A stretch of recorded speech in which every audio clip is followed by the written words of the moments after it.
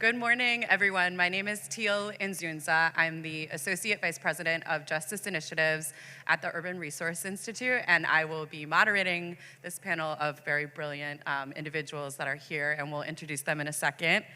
URI, the Urban Resource Institute, is the largest provider of domestic violence shelter in the country and has over 30 programs dedicated to prevention, intervention, and healing for survivors and individuals who are homeless.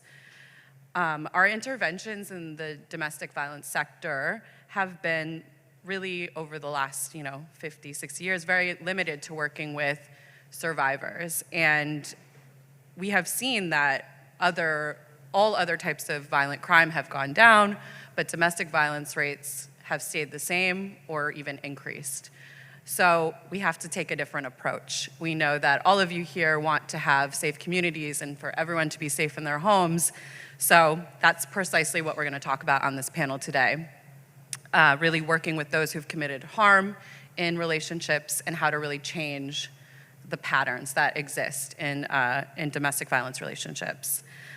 We know that we as a nonprofit can't do this work alone, and we're grateful to partner with many of our government agencies, including the Mayor's Office to End Gender-Based and Domestic Violence, OPDV, OVS, the DA's office, and many others. They make this work possible in collaboration with us. So we're looking forward to getting started. I'll pass it to Saloni, who will introduce herself. Thanks so much, Teal, and thank you all for having us and for being here. My name is Saloni Sethi. I'm the Commissioner of the New York City Mayor's Office to End Domestic and Gender-Based Violence, or ENDGBV for short, because it's a mouthful. And our office's role really is to prevent and respond to all forms of gender-based violence throughout New York City, which is inclusive of both intimate partner and family violence, sexual violence, stalking, human trafficking, and gender-based hate violence, right? And we do that through policy and programs and prevention efforts.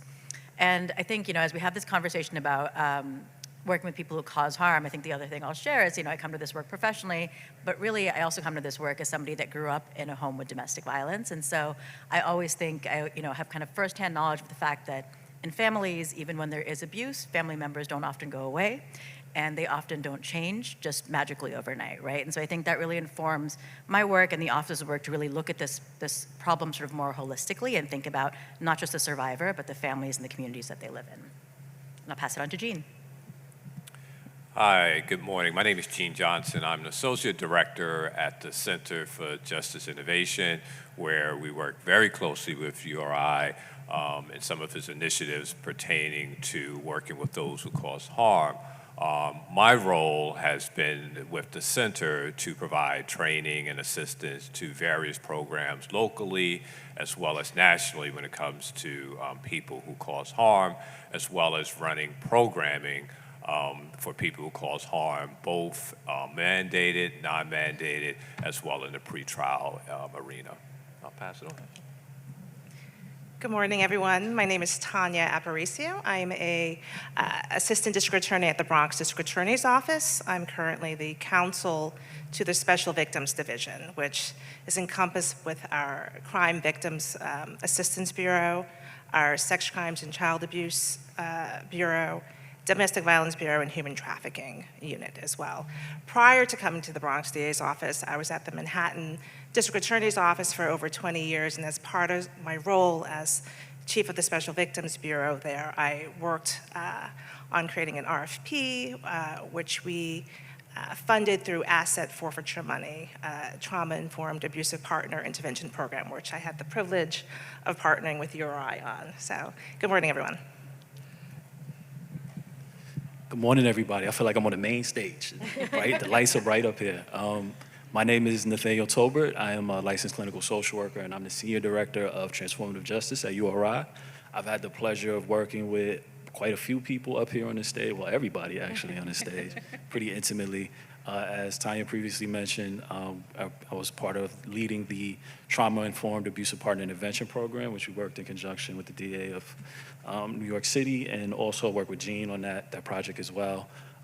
Been doing APIP work for about 7 years now, and it's been a really informative journey for me, and I think I've been in real relationship with everybody in this stage and how to kind of really lower the domestic violence issue that we have in our community, in our state. Amazing. So you can see we have a panel full of experts, and I'm excited for them to share their wisdom with all of you. So my first question is to Tanya and to Saloni. From a criminal justice perspective, as I mentioned, we've seen all other violent crime go down, but we've seen domestic violence really stay the same. How do you all understand that from your perspectives in your roles, and how do you, how can we kind of set the stage for us? Yeah, sure. So, I mean, I can start kind of looking at some data citywide, right? I think one of the things, the main way to sort of understand this is that the tools that we have to address domestic violence aren't addressing the root causes, and they're not reaching the survivors that we need to reach, right? And we see that consistently. So one thing our office does is we do annual fatality review reports that we publish, right? And when we look at that in New York City between 2014 and 2023, in 60% of IPV homicides, there was no previous engagement with a victim and law enforcement at all, right? And so we're really missing a huge chunk of people that are at risk. And then at the same time, when we look at the data, we also see that consistently, even up to 2024, about 1 in 5 people who perpetrate domestic violence have multiple arrests for domestic violence, right? So they're coming back and they're being arrested over and over again. And yet nothing is sort of happening and the pattern isn't changing. And so where we end up is in this place where we see that, in New York City consistently, DV felony assault is about 40% of all felony assault in the city. Right, so it kind of gives us this picture of like we're not reaching people. When we get people who cause harm, we're not able to sort of change that pattern and break that pattern, and that there's a real opportunity that if we can make meaningful reductions in sort of felony assault and violent crime in the city because it is such a large portion sort of over consistently.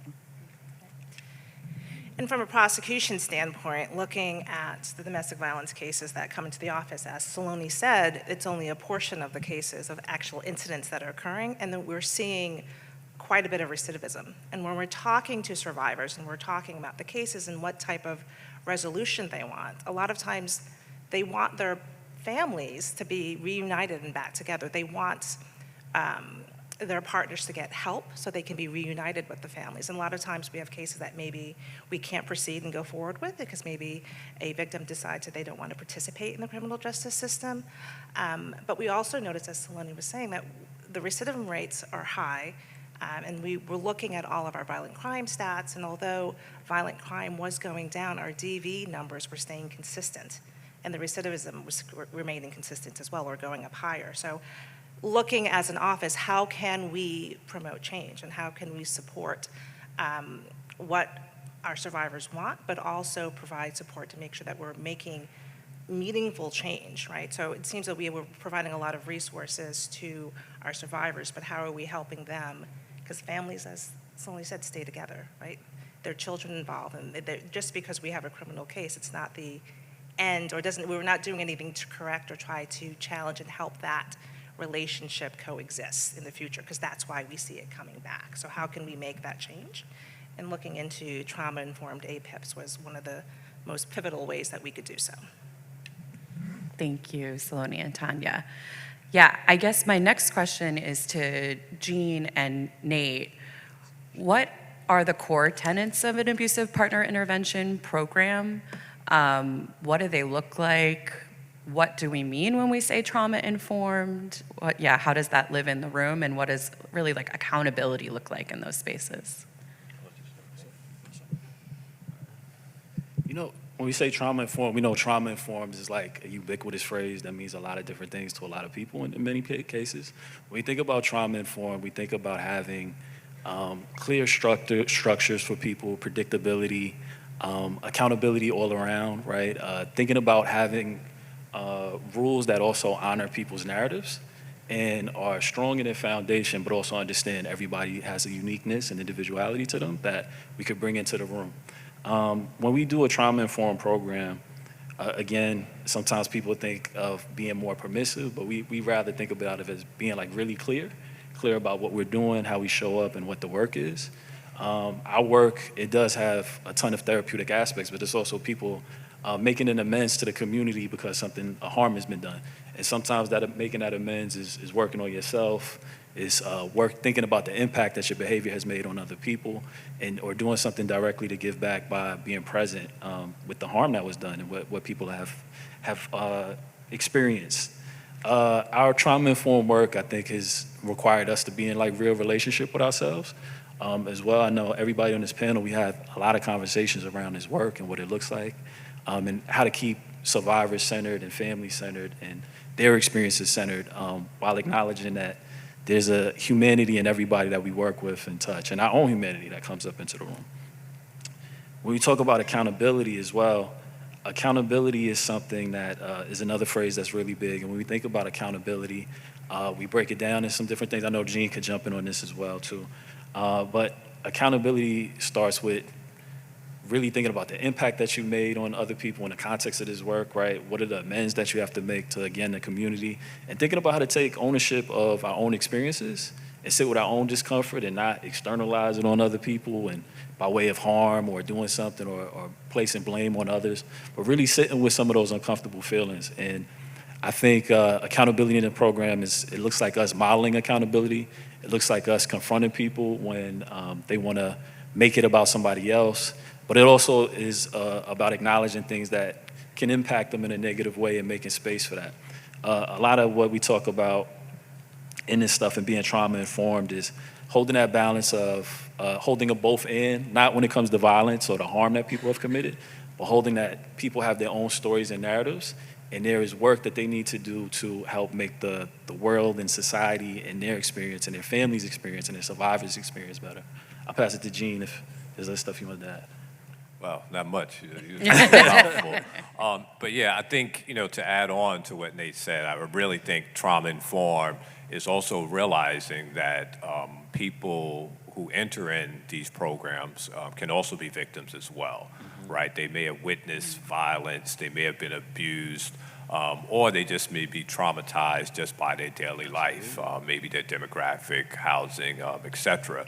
So making sure that we look at this trauma and we address this trauma, not as an excuse, but maybe as an explanation, right? So getting to the foundation of perhaps why people are embracing this sort of abusive behavior. So I think that's very important.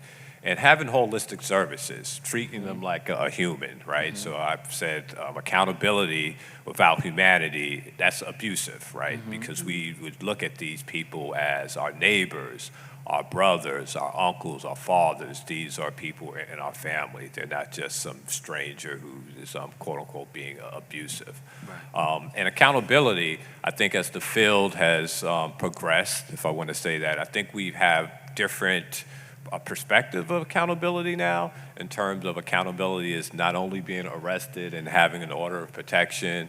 I think we look at accountability, as Nate kind of said, being self-reflective. We also look at accountability in the community as well. So not only the harm that you did in your relationship, but how did this impact the wider community as well? So, and then, even society, right? Society also can be held accountable as well in terms of promoting these ideas that you may see in the media, whether it's social media, TV, et cetera. So I think being trauma-informed, once again, realizing that this person is a human who is complex, as well as looking at accountability as a little more broader. Thank you both. Nate, can you talk about what the curriculum was and how you created the trauma-informed APIP, and what do those groups in those rooms look like or feel like? Absolutely. So the curriculum, we have quite a few curriculums, and most of them were created in community with folks. When you talk about TI APIP, it was largely based on a curriculum called Allies in Change. Chris Huffine is the person who kind of created that foundation for that curriculum.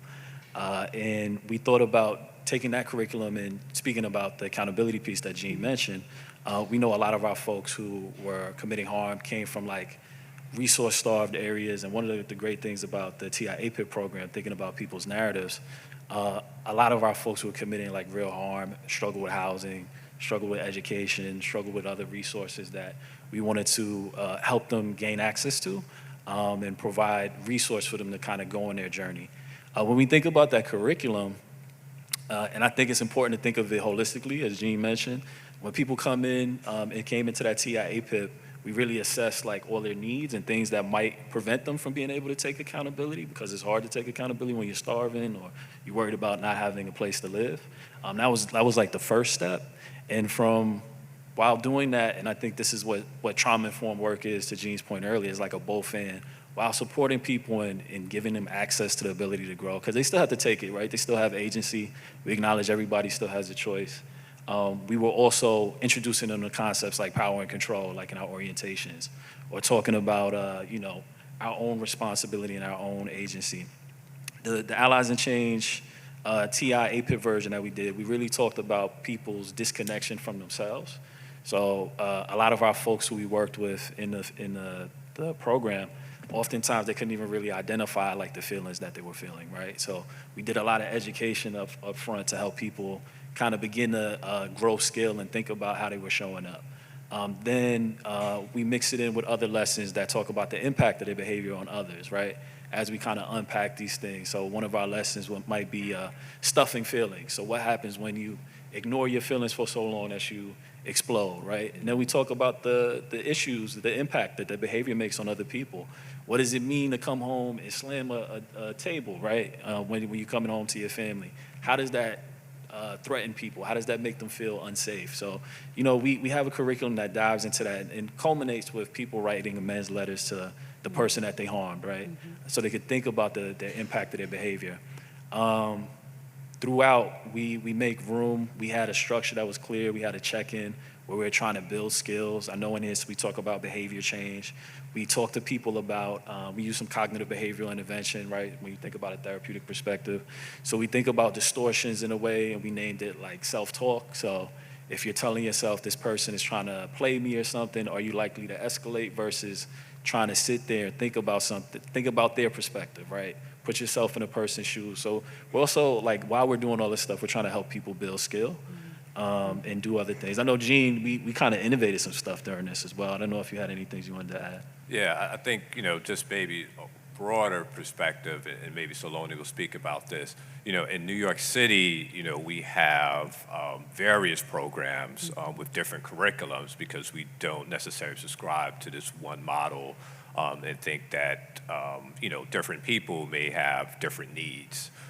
So a lot of the models do really focus on CBT, cognitive behavior therapy, psychoeducational, but there are nuances in that, right? There may be cultural nuances. So there may be nuances in terms of where you're taking the class. So once again, I mentioned the pretrial space. So if someone is in a pretrial space, it's very unlikely that they're going to go into a 26-week or 52-week class because of the position of their case. And we also have non-mandated programs, right, for people who are not necessarily in the criminal justice system. So I think, with these different types of curriculums, and that's not even mentioning kind of more cultural curriculums, right? I'm always a proponent of, Spanish classes, and we often, and this is something that really gets to me, have classes in English, and then the Spanish classes, we just translate it straight from English to Spanish, not taking into consideration culture or anything like that. So I think, speaking of different type of curriculums, we should look at those sorts of things in addition to what Nate said, which is kind of more of the foundation. Thank you both. That's a good transition to, maybe Saloni and Jean. What led to this work really starting in New York City, and how has it sort of evolved over the years? Sure. So I think, Jean's been involved with this from the beginning, right? And when it's sort of its inception in New York City, and I think a lot of it started from working with survivors, right? Working with survivors and our sort of, provider community, hearing consistently from survivors that, like, all they want is for the abuse to stop, right? They don't necessarily want to leave their family. They don't necessarily want to become a single parent. They don't want to go to shelter. They just really want the abuse to stop, right? And I think, kind of really thinking about what that meant. And Jean, I think, why don't you talk about, like, co-op a little bit first, then I can talk a little bit about the city, since we jumped in later. Yeah, definitely. So in New York City, we have an organization called HARS, formerly known as Co-op. And this was more or less an informal group of individuals who are doing work. And when I say doing the work, I mean working with those who cause harm. Some of them were working in more formal intervention programs. Some of them were doing this work kind of on the side. Some of them were doing it kind of maybe inside of a fatherhood program. And in the very beginning, as you can imagine, in the early 2000s and late 90s, it was kind of taboo. So we were kind of meeting on the down low and not really talking about what we're doing, because everyone was looking at us and saying, wow, you're taking away all of this funding resources from victims. So, and you're holding hands and singing Kumbaya with the people who are perpetrating these abuses. And I think, I think there's still a view out there of that, but I think over time that has changed somewhat. So I think what we have done is kind of created momentum, and there was a lot of talk about existing programs and the curriculums that we were using, which had a very narrow view of accountability. Right? It was like you come to this class, you pay your money, and that was kind of like how we are holding you accountable. It wasn't a lot of emphasis on cognitive behavior therapy. It wasn't a lot of emphasis on change. It was, dare I say, a little punitive. And I'll let Saloni jump in. And so as Jean said, right, they're doing in the 2000s and 90s. The city got involved officially in 2015, right? So a little later, but kind of recognizing that this work is happening, that survivors are asking for it, our providers are doing it, they're talking about it, and really thinking about, what could we be doing better and what is our role in this? And I think like the real light bulb or the kind of the special thing is that it was our office, which is a survivor-focused office. It's the Office to End Gender-Based Violence. So I think when we think about ending, we really are thinking about how do we change some of these like deeply, deeply rooted beliefs, behaviors that are both societal and intergenerational and learned and passed on, right? Like it's very, very deep work that we're doing, but also that we are always centering the survivor perspective. And so it wasn't like a criminal justice agency at the city doing it, right? So I think that really makes a difference and gave it a different tone. And when we thought about it at the city level, we kind of recognized that like if we're gonna do something differently and we really wanna make impact, we have to get everybody at the table. And that's really what we did, right? As a mayor's office, we brought together, our survivors, we brought together people that had been in abusive partner intervention programs, providers, all the district attorney's offices, right? Anybody that we could think of, and we engaged in a process. There was about a year-long process that was like a research study where we did focus groups and interviews, and we had a grant through a private foundation to sort of fund that and get all the stakeholders at the table. And the result of that was this report called Seeding Generations, which if anyone's interested, we highly recommend folks to look at that. But that report really outlined, like if we're gonna do this in New York City and we're gonna do it in a way that's different, to really create behavior change, what are the principles, what are the types of programs we should be looking at, and how can we build a roadmap to really build this work? And over time, that has been the roadmap that's informed it, right? And so I think, as Jean was saying, it wasn't just one program. We kind of made changes across the system, right? We made changes to our mandated programs. Our office, which lived with the Mayor's Office of Criminal Justice, right, which makes sense. They were changing some of the mandated programs. Our office focused on non-mandated programs for adults who've used harm and for young people who've used harm, right? So people ages 13 to 21 that might have demonstrated harmful behavior in a family relationship or a dating relationship. And so those non-mandated programs look slightly different. They're still trauma-informed, but people aren't coming in necessarily saying, I've been abusive. So it's more about how do we start talking about healthy relationships, and so people can get that light bulb, like maybe I've harmed somebody, right? And we did similar. Administration for Children's Services did their own kind of version of it, right? So I think from the city perspective, like that's kind of what we're really committed to, is like really understanding that this is a whole new ecosystem of services that we're trying to build out, but with the ultimate goal of reaching survivors that we haven't reached, right? With the ultimate goal of keeping that number in mind, that 60% of IPV homicides have no engagement with our systems currently, and that's what we're trying to solve for over and over again. You want to add?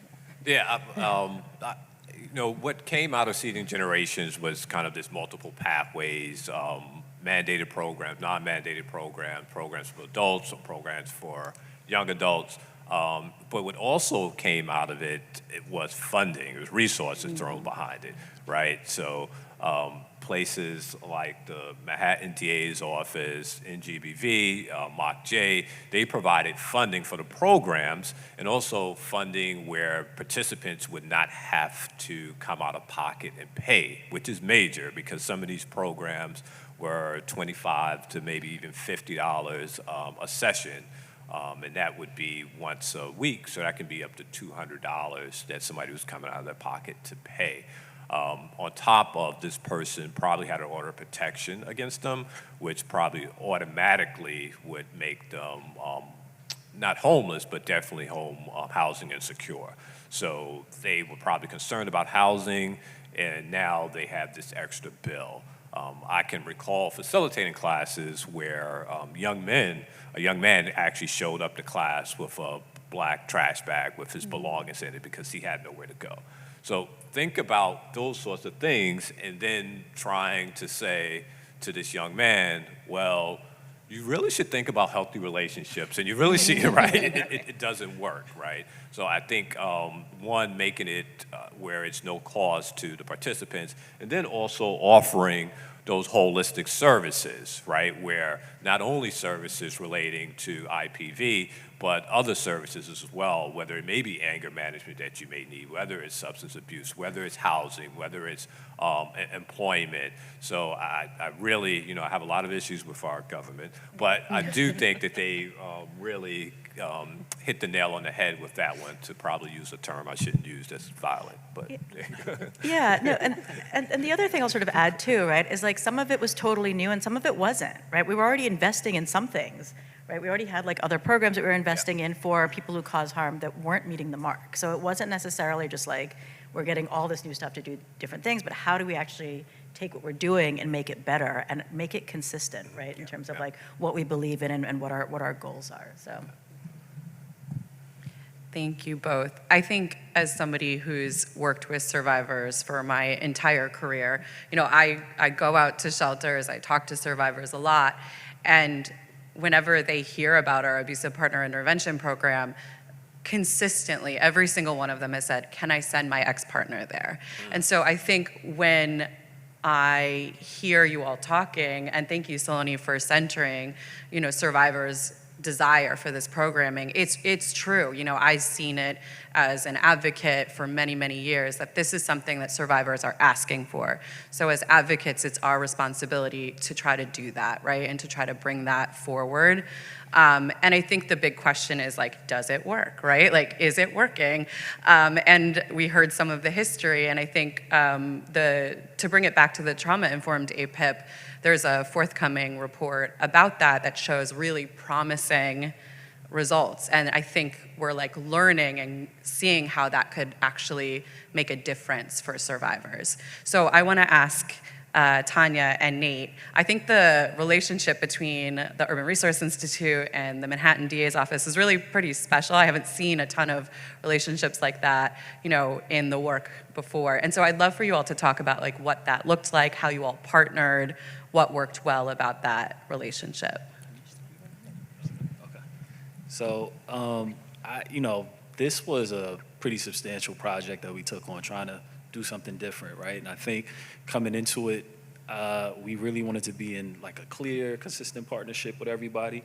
I think in that work, we met pretty regularly. Did we meet weekly or bi-weekly or something? Weekly, I think we started weekly now. We started weekly and bi-weekly, and we were just trying to establish the relationship, kind of like our relationship to the state in this regard, like how do we keep it contained, how do we keep the safety of everybody in mind, specifically the survivors, right?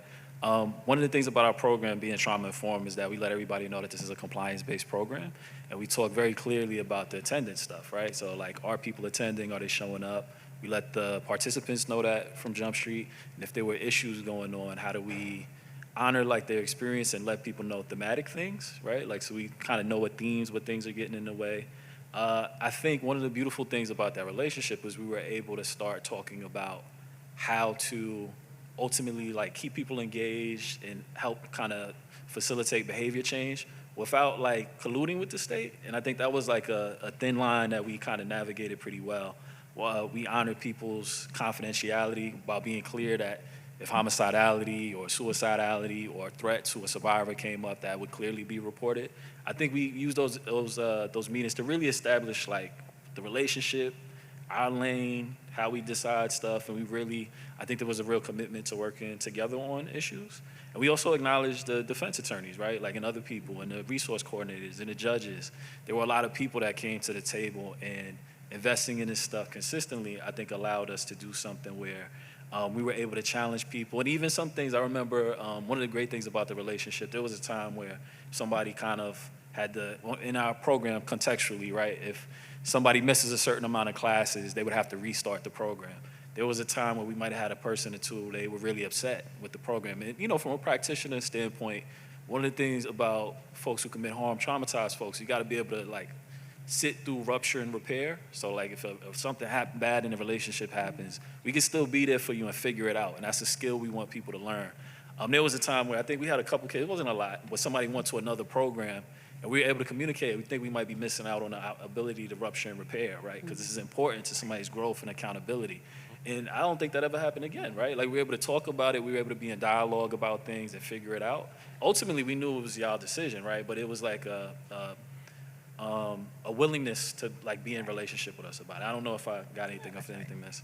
I think as a prosecutor, I think working with prior programs, a lot of it, I think, was more of a punishment, show up, pay this money, attendance purposes, without really going to the underlying issues or trauma that the individual may have. And I thought when developing the APIP, the trauma-informed APIP that we put together, part of the parameters were better communication. As a prosecutor, a lot of times you don't know what's happening in a program until you go to court and a report is filed in the court, and that's the first time you're reading it in 2 seconds, trying to absorb and have a position. Whereas as a prosecutor and having our regular meetings, I was able to inform Nate and Nate's team, okay, these are the next court dates, how is compliance, and the only thing I wanted to know as a prosecutor, is the individual going to their sessions and are they engaged? I didn't need to know the inner workings of what those conversations in those groups were, because in my mind, it's not going to be effective if an individual believes that anything I say here is not going to stay in the space to help me, right? And then if it feels as though it's going to go outside that group, it's how beneficial is that going to be, and how honest and open space is that going to allow? But we did have the parameters of safety, homicidal, suicidal, any threats of harm to the victim. Those were sort of hard, fast rules that we as an office, the DA's office, had to be informed of. But we also had spaces where we had particular rules of if you miss 3 sessions in a row or 3 sessions and unexcused, and there are reasons for excuse, like we had reasons for excusals, but if they're unexcused, you could get, out of the program and there may be other repercussions. But we would have that dialogue and be like, well, is that the person, is that the space? If there really are engaged again, and if it's being productive, is that the space or the timing to actually end that relationship? And I think when Nate's established and that group's established a trust, do you want to break that trust and start anew someplace else, which may not be as effective? So I think the dialogue was really great, and I think it was in a space where I felt that Nate can do his work, but we can still sort of talk about the accountability portion. And part of our role too was, survivors want this for their partners. So as a prosecutor, I can instruct my assistants to say, hey, just want to let you know, you can inform the survivor that their partner or ex-partners is still attending session, they're still being engaging in the program, because they want to know that as well. Not just that they went, but are they still participating? Are they still engaging? So we kept that communication going as well. Right. I would add to your point. I mean, we had a really pretty good relationship with victim services where we were updated on things that were going on, and we were able, even at one point, to offer some service to survivors in the program. So there were just a lot of people at the table, like, in communication about things and picking up on themes as they happen. I think this happened. I think our program launched, and then COVID happened, right? So we were in super communication about things as it happened and came up. And I think being able to have those, it felt like a really good faith relationship. And I think we did have to tell you guys about, like, maybe not everything that was going on, but the function of the program, like how we go about it, and, like, really dive into deepening our understanding of each part while honoring, y'all positionality is the state and everybody's place at the table. And the great part about URI, many of our survivors don't want to necessarily engage with the criminal justice process with regards to services, because we have our own victim services agencies within each district attorney's office. But it was nice that URI has wraparound services for survivors so that we could refer them off to URI as well for the supportive services. So it was a great sort of partnership back and forth with regards to not only the partner that's causing harm, but also the survivor themselves. Thank you both. It's striking me as we're talking, a lot of what you're doing in APIP work is relationship-based and having healthy relationships outside of that room, but also you're modeling that in your relationships with each other as providers and as district attorneys. And I think that's a really beautiful partnership in the way that can work. We don't need to be at odds with each other. We can be on the same team and really work to make things safer for survivors, because ultimately we all have the same goal, is that our communities are safer, survivors are safer, their children are safer. I mean, it's beautiful. So thank you all for your partnership on that. So my last question, and then we'll leave time for questions if folks have some, is where do you see this work going? And what are lessons learned that you have from the work that you've done? I'm sure many lessons learned.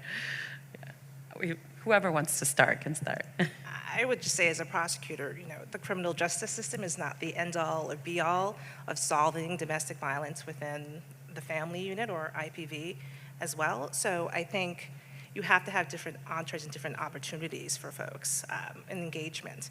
And one of the things that I think I've learned as a prosecutor, we have to think about, we have a case, an order of protection only lasts for so long, right? How are we assisting those families and those individuals to reconnect and re-engage in a safe and healthy way? And if we don't provide the resources and the skills and the support to learn those skills, especially with the person that caused harm, but also offer services for survivors so they can do that engagement as well. One of the things I was thinking, restorative justice and other things that are happening in the field that people are talking about now, I think there's a great space for that when it comes, particularly with family violence, right? When you have interfamilial violence, whether it be mother, son, cousins, brothers, that engagement too, that's family too, and that's something that we need to sort of make sure that we're thinking about outside of IPV in general. That's another space that I think we could look at engagement in programming.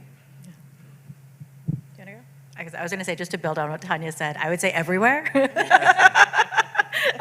No, I think really thinking about how we expand this, right? Because I think no matter yes, we're talking about intimate partner violence specifically, but no matter what form of violence you're talking about, in some ways, violence is a learned behavior. It's a learned response, which means it can be sort of unlearned, right? And I think, really broadly, we just need better tools for folks to mediate conflict, to deal with their own feelings, right? To really build this as, I always say, as a parent, I'm we teach our kids everything, and then with the relationships, we're go ahead, figure it out, good luck, trial and error, right? And that's where everything goes wrong. And I think, even thinking about how we build it in, how we go younger, how we really kind of think about community-based responses and giving families, communities, young people, adults, because a lot of times it's the adults that aren't able to have the conversations with their kids because they were never, they don't know what healthy is either, right? How do we really start building in this idea of healthy relationships for all forms of violence and just as a broad-based prevention tool, right, for our communities, so people know when they experience conflict, they feel more capable of navigating it in a different way. Yeah, I would say, I would like to see more innovation with accountability. I think, once again, expanding what we think about when we say accountability, as well as inserting these type of interventions in other places. So definitely non-mandated, you shouldn't have to be arrested before you get access to some of these things. So definitely having it more, just more community-based as well, right? These services should be available in your community. Once again, it shouldn't necessarily always be tied to a justice system. Also, one thing that we didn't really talk about was facilitators. I think is very, very important Curriculums are important, but a curriculum is only as important as the person who's actually facilitating it. So I would definitely like to see a push for facilitators to be informed, facilitators to be trained. And lastly, I'll say I'd like to see more research. I think, and once again, in New York City, we're doing a lot of innovative things.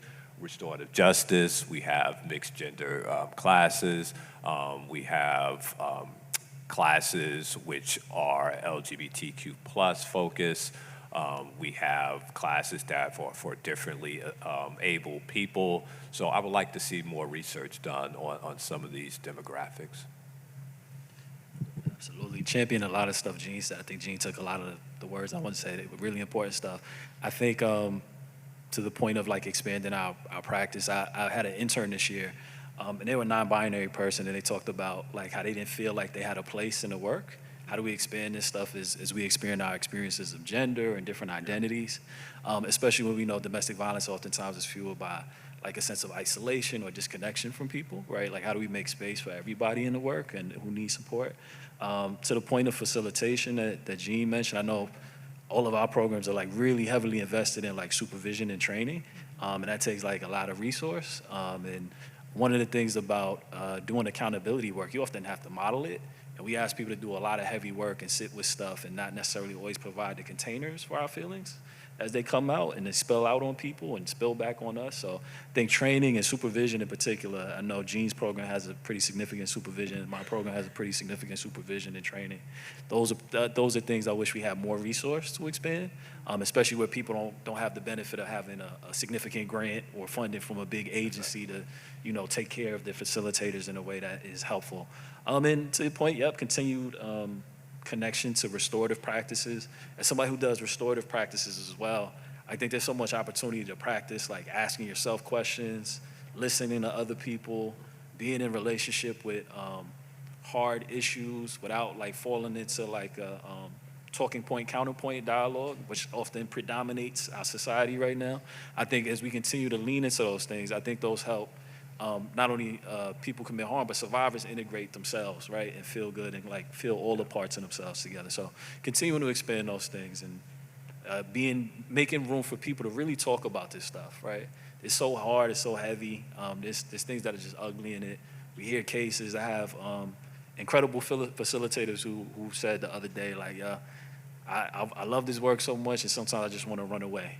Right, like, and that's a reality of some of the stuff that we do, and I imagine everybody in this room could relate to that to a degree, right? So how do we make the space for people to do that and still do the work and still persist and still be able to do it without burning out? Because this is a hard intersection.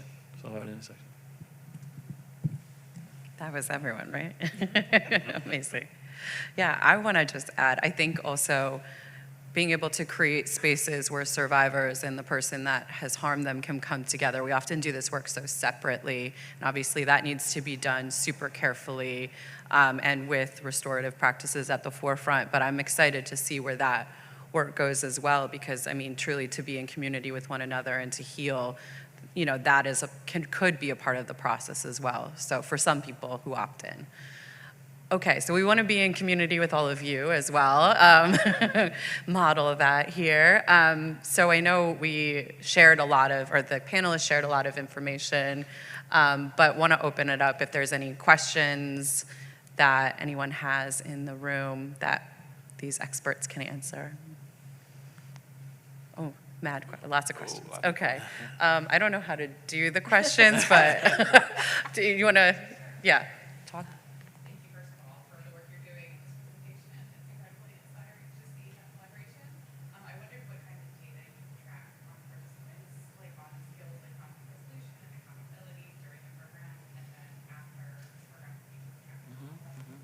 Let me just repeat it for everyone.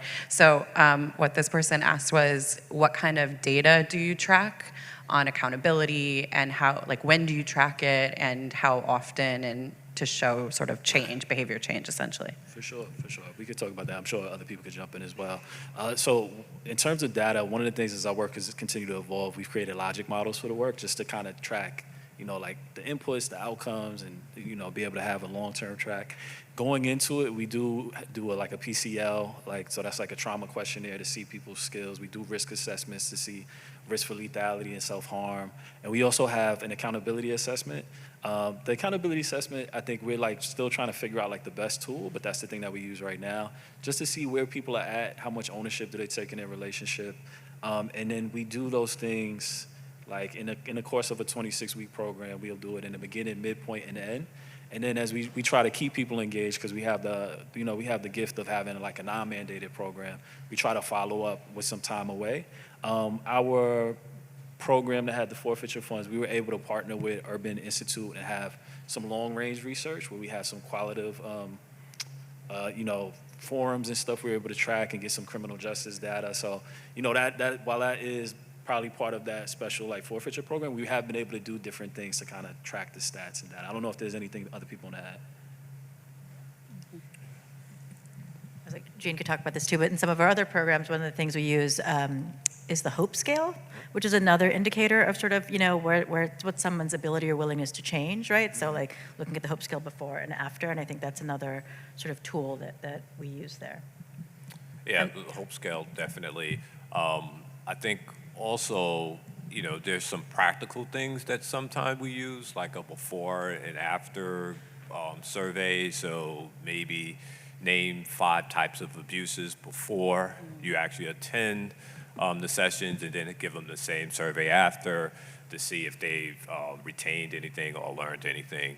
I think in terms of change behavior, that can be challenging, because in order to do that, you probably would have to reach out to the survivor, the victim, or even their current partner, right? Because they may have moved on since then.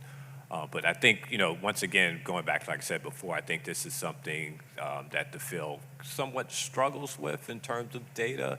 I think also completion, right? I think completion, obviously completion is not a sign of change behavior, but I look at completion of a program as more of a process, right? This is maybe a beginning step and you're on your way to a journey. So I think completion could be looked at it as well.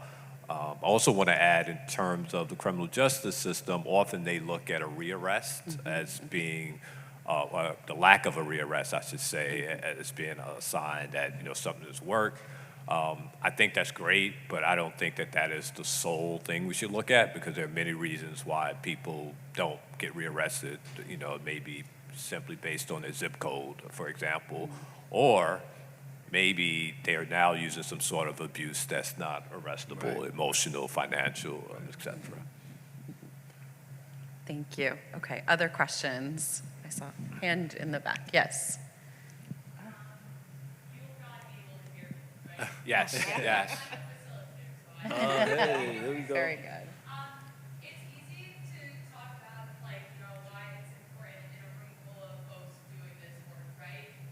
But, resonating with being innovative with programs and, partnering with, the criminal justice system, making sure there are other options that are not just tied to the criminal justice system.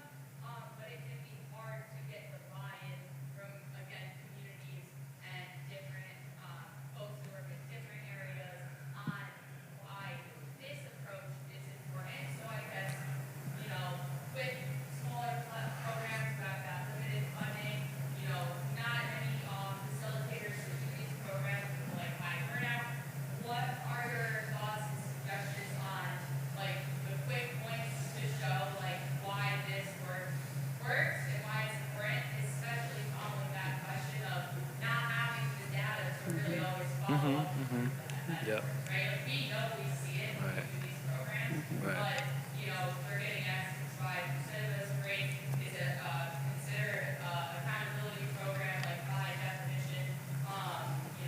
So just thoughts on navigating that, because we all agree here, but outside of this room, it's not always as much. Yeah. No, go ahead. No. Go ahead. I think there's some basic things that you can do. Stop calling it a batterers intervention program. Who wants to go to a batterers intervention program? So I think, and naming someone a batterer. So I think those are, just some basic things that you can do. Also, partnering with local organizations, local community organizations, which already have a foothold and already have a reputation and credibility in the community. So once again, not focusing so much on mandated and the criminal justice system to get referrals. So I think that's part of it as well. I think also if you have a program that's offering trauma-informed and holistic services, really the IPV is really just one service out of many that this person is getting. So for an example, often, and Nate may see this as well, often offering some sort of parenting workshop draws men in. So offering that as to draw them in and then, say, oh, by the way, So I think those are kind of my immediate thoughts. That's a great question from a fellow traveler, as a facilitator, right? I think, echoing a lot of stuff Gene said, I'm thinking about some of the work we've done in our non-mandated work, the language, right? We talk about healthy relationship a lot, right? I think some of this work, people commit harm, there's so much shame, even if they act like it's not, and so much disconnection, that it's important to try to create access to the work. I think we also, when it comes to building inroads in community, I think you need a partner, right? That's very clear, as Gene said. You need somebody with some capital in that neighborhood, and being able to make inroads with other members of the community and build credibility is important. I also think we've done we've invested a lot in just outreach events in community. So whether it's running a circle and stuff around masculinity, some of those things could be complicated. We've learned a lot of lessons around how open to make some stuff so as people don't get harmed or we do anything that's unsafe. And when I say harm, not physically, but say things that are really hurtful or harmful. But you got to go out there and kind of show the material benefit. We know that isolation is a big thing for domestic violence. And when I think about outreach events that bring people together and help people speak about stuff, I often find it resonates. And I've done an outreach event, and it's not always huge numbers, but we'll get quite a few people who come in and be like, we did this circle or something, and I want to keep talking about this, right? I want to keep unpacking that. We recently did a circle in a coffee shop in Brooklyn, right? And we got quite a few participants in our non-mandated program. So being creative, too, about how we show this work, right? Like how we go into spaces, how do we access people where they actually are, as opposed to staying strictly on the CBO court pipeline to that degree, right, that we named, and figure out how to meet people where they're at. I think the material benefits are evident, but I just think about, in this particular moment, I think isolation and disconnection and echo chambers are really dangerous.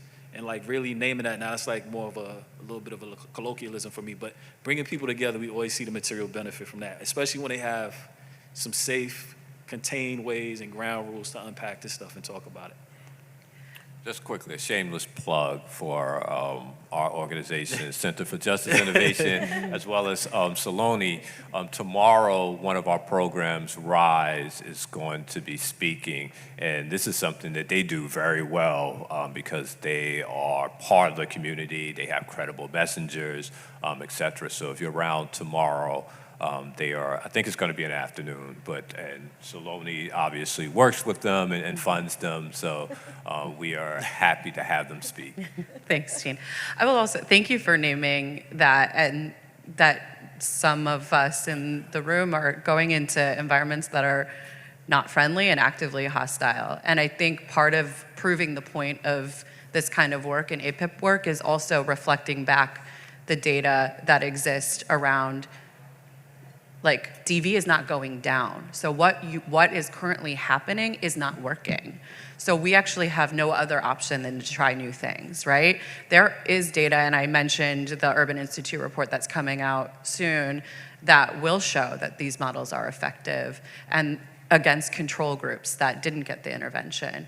And also, if what was working, if what we're doing right now is working, then we would see a result. So actually, what's the harm in trying something new and seeing where that goes? And I think there's ways you can do informal kind of data within your own organization. Like we mentioned, doing the accountability assessments and showing a change in mindset and behavior even if it's not through a researcher, can be really helpful in sort of proving your point. Yeah, I was like, and before I get to the next question, like one thing I'll add to that I always like to say too, but it's like, we're not evaluating if DV services are working, right? When we're talking to people, I'm like, we're focused on evaluating whether this works, but like, do we know if shelter works? Do we know if, like, like we haven't done so really it's like we're operating blind, and so why not try something different sometimes, right? And then I know we have another question.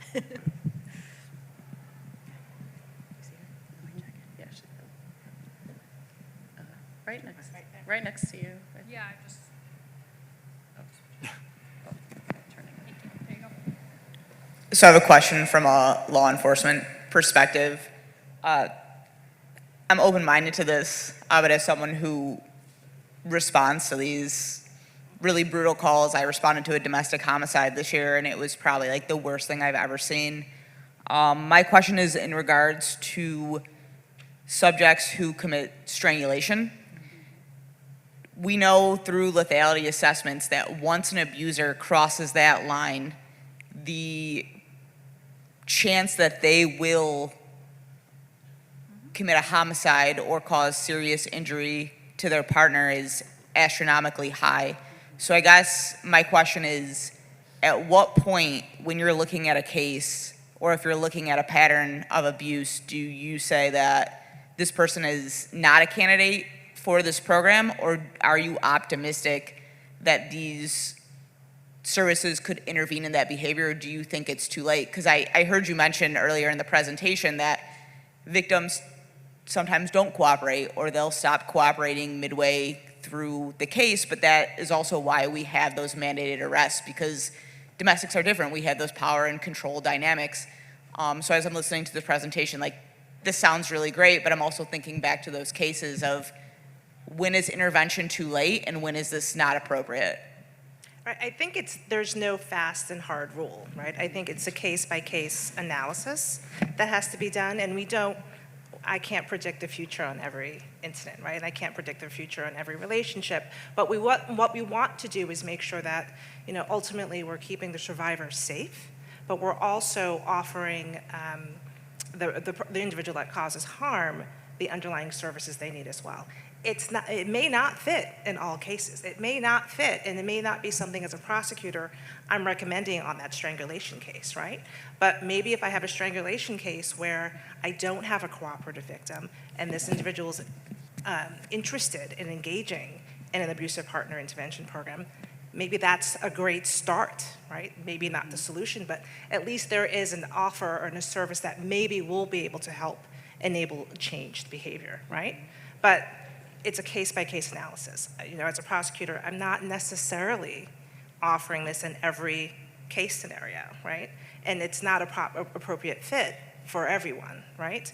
But I think that we have to keep an open mind with regards to when we offer it, how we offer it, and not have those hard and fast rules. Because there may be a moment where the timing is right and the disposition is the correct one, and it's something that we're not going to change that individual's behavior by doing nothing. If that case went away because we can't go forward because we don't have a survivor that wants to work with the criminal justice system, then what are we doing? Just dismissing the case, and then we've done nothing.